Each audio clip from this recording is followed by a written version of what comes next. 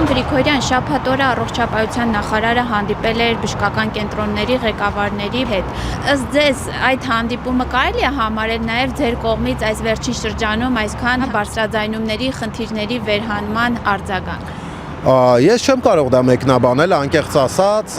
ես կարծում եմ, որ նման հանդիպումներ պետք է իհարկե ռեգուլյար լինեն, բայց այն, որ ես տեղեկատվություն ունեմ, որ այդտեղ նաև քննարկվել է բուժաշխատողների բարձրացության հարցը, դա այո, դա մեր բարձրաձայնման հարցն է, որովհետև եթե մարդը բավարարվում է քչով, իրեն ոչ ոք շատ չի տալու։ Դրա համար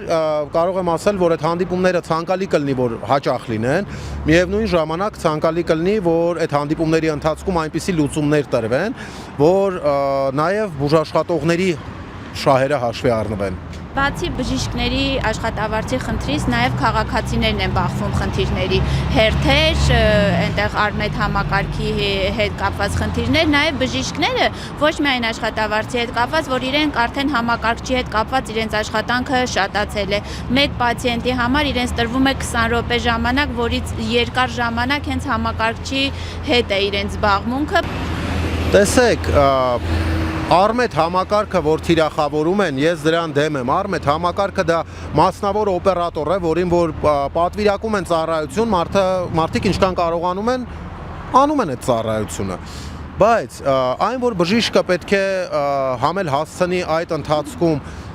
գրագրությունը անի ամբողջ Արմետ համակարգի, դա իրոք գրեթե նոնսենս է, որովհետև մենք չենք հասցնի համ գրագրությունը անենք, համ պացիենտին լսենք։ Նշանակում է պետք է ականջը թողնել պացիենտի մոտ, մատքերը թողնել ստեղնաշարի վրա ու այդ ռեժիմով աշխատել, ինչին բժիշկները սովոր չեն։ Եվ ի վերջո հասկանանք մի բան, պացիենտը, որ գալիս է բժիշկի, առաջերտին կարեկցանք է ուզում եւ հասկանալ է ուզում, փոխըմբռնում է ուզում։ Ոչ թե ուզում է, որ բժիշկը համակարգչի մեջ ասենց կենտրոնացած իր տվյալները հավաքագրի։ Ախր մենք պետք է նման բաներ անելուց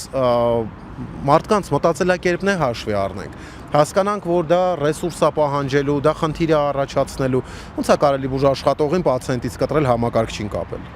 Դա էլ մի բան չի։ Ներդրվեց այս համակարգը, այդ խնդիրները չէին մտածել համակարգը ներդրողներ, ինչու այսքան շուտ ներդրեցին, եթե պատրաստ չէին։ Ճիշտ կլինի այդ հարցը հասցեատիրոջը ուղղեք, որովհետև իրենք են մտածողները։ Մենք խելոք սուսպուս աշխատող բուժաշխատողներ ենք, ովքեր որ հասունացել է այնքան օրհասական է դարձել, որ արդեն իսկ աշխատանքից բացի դուրս ենք եկել ինչ-որ հասարակական գործունեության, շահերի պաշտպանության եւ այլն։ Հասկացեք, բավականին տհաճ է, բուժաշխատողի համար էլ է տհաճ։ Մենք էլի եմ կրկնում, դրա համար չենք 10-ից ավել տարի կրթություն ստացել, որ դուրս գանք ինչ-որ պայքար, նամակ եւ այլն եւ այլն։ Մեր համար պետք է պայմաններ ստեղծվի, որ մենք աշխատենք, եւ եթե նախարարությունը չի կարող այդ պայմանները ստեղծի,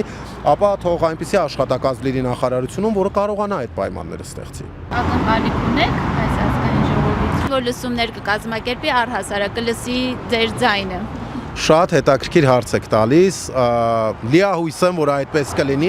այլ պարագայում ես չեմ կարող ասել, մենք ունենք իշխանական խմբակցություն, համընդդիմադիր խմբակցություններ, գոնե մեկը պետք է լսի, չէ՞, գոնե մեկը բուժաշխատողի ցավով պետք է ապրի։ Այդ բուժաշխատողներն էլ են ընտրող, իրենց լեզվով խոսամ, իրենք էլ են քվե տալու։ Խնդրում եմ, եկեք, ձեր պարտականությունը իրականացրեք, ձեր ընտրողներին